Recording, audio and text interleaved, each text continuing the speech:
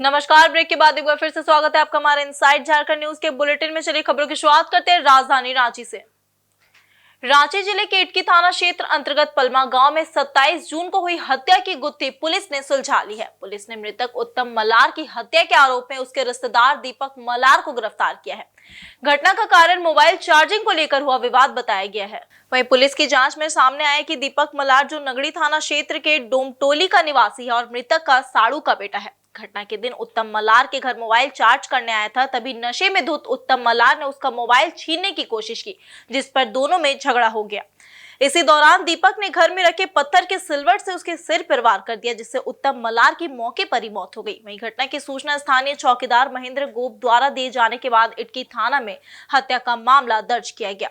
वहीं मामले की गंभीरता को देखते हुए पुलिस अधीक्षक के निर्देश पर पुलिस उपाधीक्षक बेड़ो के नेतृत्व में विशेष टीम गठित की गई। टीम ने गुप्त सूचना के आधार पर आरोपी दीपक मलार को गिरफ्तार किया और उसकी निशानदेही पर हत्या में प्रयुक्त पत्थर का सिलवट और एक टूटा हुआ मोबाइल फोन भी बरामद कर लिया है। एक प्रेस वार्ता में घटना की पुष्टि करते हुए डीआईजी चंदन सिन्हा ने बताया कि मामले में आगे की जांच जारी है और जल्द ही चार्जशीट दाखिल की जाएगी। वहीं पुलिस अन्य संभावित पहलुओं की भी जांच कर रही है ताकि पूरे घटनाक्रम को विस्तार से स्पष्ट किया जा सके। कांड का अनुसंधान जब बारीकी से किया गया तो ज्ञात हुआ कि उसके रिश्तेदार ने ही हत्या की है।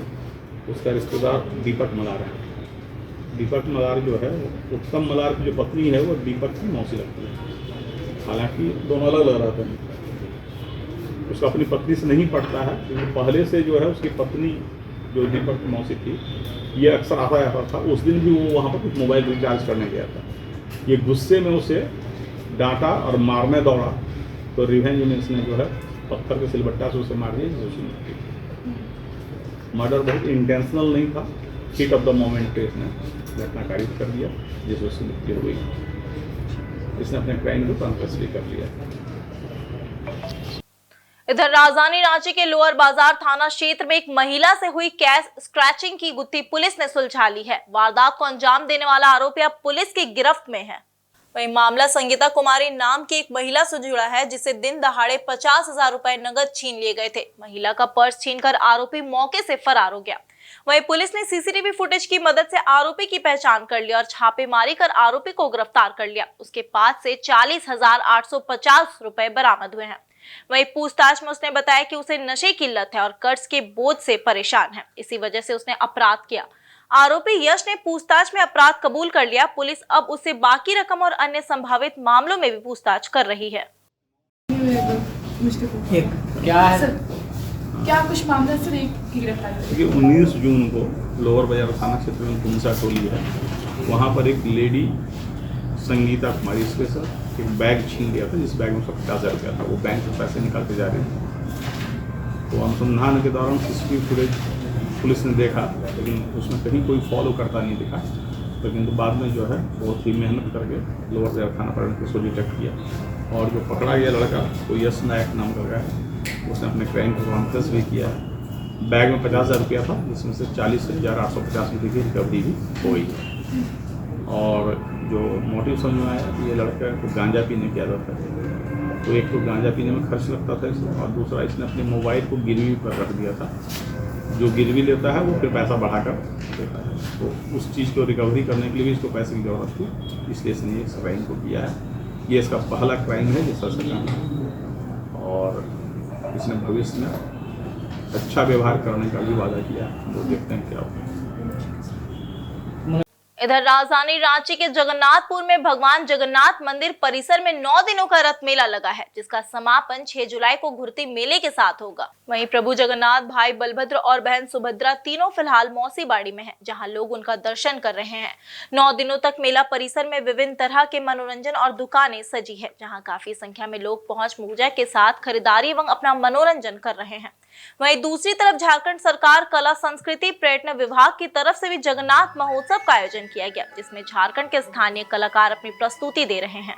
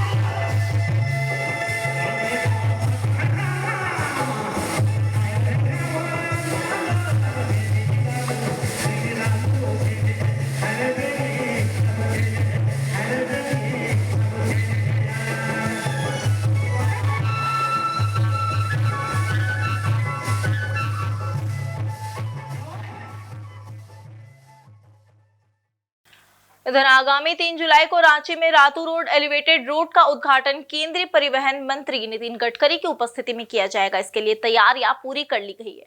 वहीं मंगलवार को रांची के सांसद कार्यालय में आयोजित प्रेस वार्ता के दौरान केंद्रीय रक्षा राज्य मंत्री संजय सेठ ने पत्रकारों को इस संबंध में जानकारी दी। वहीं संजय सेठ ने बताया कि लगभग 400 करोड़ रुपए की लागत से निर्मित रातू रोड एलिवेटेड रोड का शुभारंभ 3 जुलाई सुबह 11 बजे किया जाएगा। केंद्रीय मंत्री गडकरी रांची एयरपोर्ट पहुंचने के बाद बिरसा चौक स्थित बिरसा मुंडा की प्रतिमा पर माल्यार्पण करेंगे और फिर ओटीसी ग्राउंड में आयोजित उद्घाटन समारोह में भाग लेंगे। उद्घाटन के उपरांत वे उसी एलिवेटेड रोड से गुजरते हुए विभागीय बैठक में शामिल होंगे और शाम 5 बजे दिल्ली के लिए रवाना हो जाएंगे। केंद्रीय मंत्री ने कहा कि भारतीय जनता पार्टी के प्रदेश और जिला स्तरीय कार्यकर्ता एयरपोर्ट पर पुष्प वर्षा और आदिवासी रीति रिवाज से गडकरी का स्वागत करेंगे। उन्होंने इसे रांची के विकास की दिशा में एक ऐतिहासिक कदम बताया। रांची महानगर भारतीय जनता पार्टी और रांची ग्रामीण भारतीय जनता पार्टी के कार्यकर्ता हजारों की संख्या में